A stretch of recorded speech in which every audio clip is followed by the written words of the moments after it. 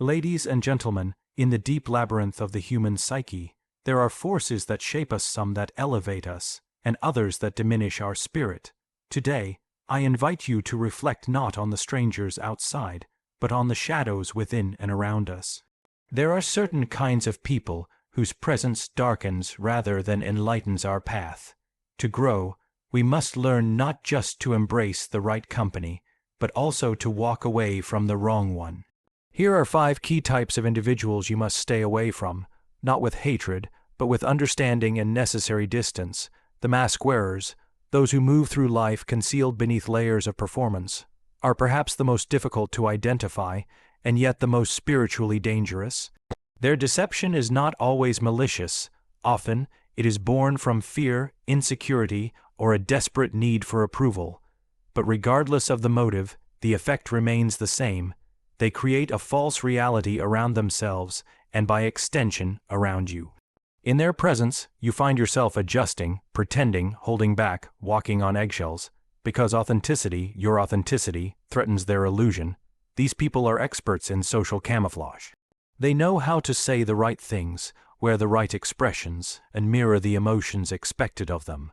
They may seem charming, agreeable, even inspiring, but beneath the surface, there is a hollowness, a disconnection between who they are and who they pretend to be. This disconnect is not silent. It radiates tension, confusion, and subtle psychological discomfort to those around them. You feel it when their words don't match their energy, when their compliments feel empty, or when their loyalty wavers in times of truth. They are not looking to connect with your soul, only with your usefulness. In their world, vulnerability is weakness, and truth is inconvenient. If you reveal too much of your genuine self, they might retreat, mock, or manipulate. Their masks are fragile, and the light of authenticity threatens to crack them. Therefore, they often surround themselves with equally masked individuals, relationships built on convenience, pretense, and silent contracts of mutual dishonesty. Spending time around such people distorts your inner compass. You begin to question your own instincts. You wonder if you're too sensitive or too intense for wanting real connection. You dilute yourself just to stay in harmony with their performance. And over time, the cost becomes your own identity. You start wearing masks too, not to deceive, but to survive. But you are not meant to live a filtered life. The soul demands truth. It longs for relationships where you don't have to hide, where your shadows are not judged, and your light is not resented. When you find yourself repeatedly adjusting to make someone comfortable, when you feel unseen despite being present, pay attention. That is not connection, that is containment. To walk away from the mask wearers is not arrogance. It is an act of inner allegiance. You are not rejecting them, you are reclaiming yourself. Let them have their stage. You are here for something more real, for conversations that feed, not drain, for eyes that see, not scan, for hearts that recognize yours, not just tolerate it. In a world of masks, dare to be the mirror. But do not stand so close that you forget your own face. There are people in this world who do not seek healing, only attention. They wear their wounds not as badges of courage, but as tools of manipulation. At first glance, they appear broken, lost, and in need of compassion. And indeed, the human heart naturally reaches out to help. But as you extend your hand, you soon realize that they are not reaching back to stand. They are pulling you down to sit in the shadows with them. These individuals live within a narrative where they are forever the victim, and everyone else plays a role in their suffering. Life, in their eyes, is something that happens to them, not something they are responsible for. They do not want to change their story. They want you to become a character in it, one who listens endlessly, rescues continually, and sacrifices repeatedly. Every gesture of support is met with deeper sorrow. Every solution offered is dismissed. You may find yourself giving advice only to be ignored, offering help only to be asked for more, and sharing your energy only to feel emptier in return. This is not to say that all wounded people are dangerous. Far from it, true pain humbles the soul and often opens the door to genuine connection, but the difference lies in intention. Some seek growth, others seek sympathy. Emotional parasites cling not because they trust you, but because you're willing to listen. They are not looking for a mirror but a sponge, someone to soak up their negativity while they remain unchanged. And over time, they begin to confuse your empathy with obligation. The danger here is subtle. You might begin with compassion, believing you're helping someone through a dark time. But weeks turn to months, and you notice a pattern. They are always in crisis, always disappointed, always helpless. And strangely, you're always the one doing the emotional labor. Your own needs become secondary, your joy begins to feel like a betrayal, and your mental space grows cluttered with problems that aren't yours. The relationship stops being mutual. It becomes a cycle of guilt, exhaustion, and slow resentment. What makes this dynamic so corrosive is that it disguises itself as kindness. You feel selfish for pulling away, even when you know it's necessary. But understand this, being there for someone does not mean being consumed by them. True support involves balance, a willingness to walk with someone through darkness, not to carry them through it while they refuse to move. Some people are not asking for help, they are asking for a host. And if you are not careful, they will drain you until your own light dims and your own burdens go unnoticed. You will start to question your boundaries, your worth, and even your right to peace. It is not cruel to protect yourself. It is not heartless to say, "I cannot hold this for you anymore." Sometimes the most loving thing you can do for them and for yourself is to step back and allow them to face their own reflection. Only when they are willing to take responsibility for their own healing can true transformation begin. Walk away, not in anger, but in wisdom. You were not born to be a container for another's unending chaos. Your energy is sacred. Spend it where it uplifts, not where it is endlessly absorbed and forgotten. Among the many energies we encounter in life, few are as disruptive and exhausting as those carried by the chaos bearers. These individuals are drawn not to peace, but to turmoil. They seem to thrive in the disorder they create and often seek it out, consciously or unconsciously, as if chaos were their sustenance. To be around them is to live in a constant state of unpredictability, where calm moments are rare and emotional storms frequent. Chaos bearers do not simply react to conflict. They invite it, escalate it, and sustain it. Their lives are punctuated by drama, not by chance, but by necessity. In their world, stability feels suffocating and peace feels empty. They fill silence with noise, whether through harsh words, reckless actions, or endless controversies. This restless energy is not a call for help, but a habitual state of being. It is a dance with disarray, and everyone nearby is pulled into its rhythm, whether they want to or not. What is most dangerous about these people is their infectious nature. They are like storms on the horizon, and the air around them grows heavy with tension. Their presence makes it difficult to find your center. Your emotions are constantly stirred, your thoughts unsettled. You might find yourself reacting when you wish you could respond calmly, caught in cycles of anger, confusion, or despair that seem to have no end. The chaos bearers do not ask for harmony, they disrupt it. They often resist change not because they fear growth, but because they fear the quiet that follows peace. In silence, their internal unrest is exposed, and they do not know how to sit with it. So, they recreate external chaos as a distraction from their own discomfort. Their lives become mirrors of inner turmoil, and they drag others into their storms. Even well-intentioned efforts to soothe them are met with resistance or ignored, because what they crave is not resolution, but continuation of the drama. Being close to a chaos bearer is draining in the deepest sense. Your nervous system remains on high alert. Your energy is pulled into a whirlwind that leaves you disoriented. The chaos seeps into your mind, disrupting clarity, and making even the simplest decisions feel overwhelming. The constant tension blurs boundaries between your emotions and theirs, and you may lose sight of where you end and their drama begins. The most crucial lesson here is this: you cannot calm the storm by staying inside it.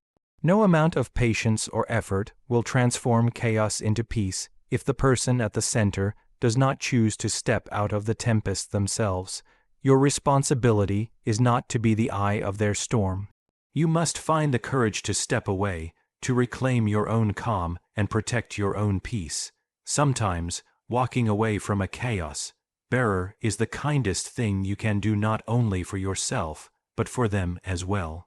It is a silent invitation for them to face the quiet they fear, to confront the unrest beneath the noise. Without the fuel of external drama, they may finally be compelled to look inward. Remember, your peace is not negotiable. It is the foundation upon which your life is built. Do not sacrifice it for the sake of another's chaos. Choose stillness, choose clarity, and choose yourself. The storms will pass, but your calm is your true strength. There is a certain kind of person who defines their existence through the lens of status and achievement, always chasing recognition, climbing invisible ladders, and measuring worth by external markers. These are the hollow achievers. Their lives are a relentless pursuit of approval, not fulfillment, a constant race toward an ever-moving finish line that never quite brings satisfaction. They are caught in a cycle where image matters more than substance, and the appearance of success overshadows genuine meaning. At first, their ambition can be impressive. They work hard, set goals, and strive to excel. But beneath this drive lies a subtle emptiness, a disconnect from their own inner values and truths. Their achievements become trophies meant to impress others, rather than milestones of personal growth. They build their identity on comparisons, how they look, what they own, who they know. Their world is a mirror hall of reflections, where each glance is a reminder that they are never enough as they are. Around these individuals, joy is fleeting and fragile. Genuine happiness is often sacrificed at the altar of approval, replaced by the need to outperform, outshine, or outlast others. Their conversations revolve around status, updates, and accomplishments, leaving little room for vulnerability or authentic connection. You find yourself feeling invisible or insignificant, not because they mean to diminish you, but because their focus is always turned outward, toward how they are seen, not how they truly are. In their company, you may notice a creeping sense of competition disguised as camaraderie. Compliments feel like veiled comparisons, and support comes with an unspoken expectation of reciprocation or leverage. They may celebrate your success, but only if it reflects well on themselves. Their friendships often lack depth, existing instead as networks of convenience where everyone's worth is quantified and measured. The danger of spending too much time with hollow achievers is that you begin to internalize their values. You may start to believe that your worth depends on external validation, that your achievements define you, and that you must always perform to be loved or accepted. This is a subtle but powerful erosion of the self, where your inner voice is drowned out by the clamor of appearances. True fulfillment cannot be found in trophies or titles. It resides in the quiet moments of self-acceptance, in the courage to be imperfect, and in the freedom to live according to your own values rather than society's expectations. The hollow achievers often forget this, trapped as they are in their endless pursuit of recognition, unable to pause and listen to their own souls. Walking away from them is not rejection, but liberation. It is a reclaiming of your own definition of success, one that honors your unique journey rather than a borrowed script. Seek company that nourishes your spirit, not your ego. Find those who celebrate your essence, not just your accomplishments. Remember, the most profound achievements are invisible. The integrity you hold when no one is watching, the kindness you show without expectation, the authenticity that shines beyond all masks of status. Do not trade your soul for applause. Your true worth is beyond measure, and no trophy can ever replace the peace that comes from being truly yourself. There are those among us who seem to move through life without ever truly waking up to the deeper dimensions of existence. They live on the surface, untouched by the mysteries that lie beneath, indifferent to the silent whispers of the soul. These are the soul sleepers, individuals who either reject or remain unaware of the spiritual depths that give life its profound meaning. Their world is a landscape of distractions where meaning is dismissed, reflection feared, and true connection avoided. In their presence, silence is uncomfortable and solitude unbearable. They fill their days with noise, endless chatter, busyness, or superficial pleasures, because stillness forces them to confront what they have long ignored, the vast inner world that they have never explored. The spiritual dimension, with its questions of purpose, connection, and transcendence, feels threatening.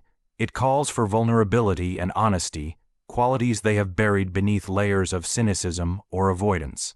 These individuals often mock or belittle those who seek depth, labeling introspection as weakness or escapism. They may scoff at meditation, spirituality, or any practice that encourages turning inward. Their mindset is anchored firmly in the material and the rational, dismissing anything that cannot be quantified or immediately explained.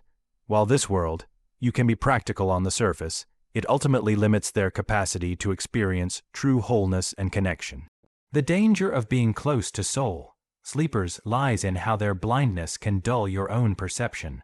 Their skepticism and avoidance of meaning can slowly erode your courage to explore your own depths. They may discourage your moments of reflection, trivialize your search for purpose, or make you question the value of your spiritual experiences. Over time, you might find yourself shrinking away from your own inner world, losing touch with the parts of you that hunger for something more than the mundane. Moreover, soul sleepers tend to reject solitude and introspection, creating an environment where only the superficial can thrive. Relationships with them often feel shallow, lacking the sacred space where souls can truly meet. They avoid the uncomfortable emotions and existential questions that deepen human bonds. Their presence can leave you feeling unseen, unheard, and spiritually isolated. Yet, it is important to recognize that the soul sleeper is not inherently lost. Sometimes they are simply asleep, waiting for a moment of awakening. But that awakening cannot be forced or rushed. It requires space, patience, and sometimes distance. Your own spiritual journey demands protection from forces that dull your awareness or diminish your longing for truth. Choosing to step away from the soul sleepers is an act of self-preservation and honor. It is a way to protect the sacredness of your inner life and maintain the courage to dive into the unknown parts of yourself. Surround yourself with those who encourage your exploration, who honor the mysteries you carry, and who hold space for your growth without judgment. Remember, the soul's journey is solitary at times, requiring courage to face silence, darkness, and uncertainty, but it is also the path to profound awakening, connection, and peace. Do not be swayed by those who refuse to look beneath the surface. Your spirit is meant to soar, to seek, and to find meaning beyond what the eyes can see. Stay awake. Stay curious, and most of all, stay true to the deeper rhythms of your own soul.